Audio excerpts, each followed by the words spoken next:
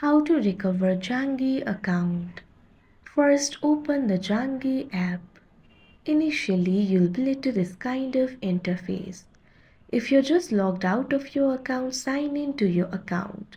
Tap on the option Sign In. Enter your private Zangi number over here. Tap on the arrow icon. Now enter your Zangi password and tap on the arrow icon again. If you have forgotten the password, unfortunately you'll not be able to reset it. If you have the premium account, you may contact the support. For standard account, you'll not be able to recover your account.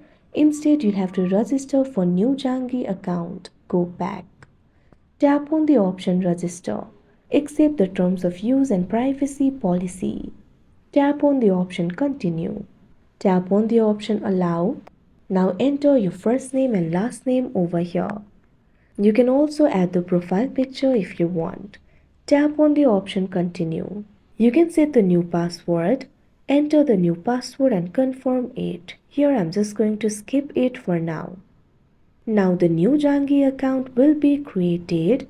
You can start chatting with others. Connect to various contacts and start chatting, calling, video calling, etc. Like this, you'll be able to register for new Zangi account instead of recovering it. That's it for this video. Thank you for watching.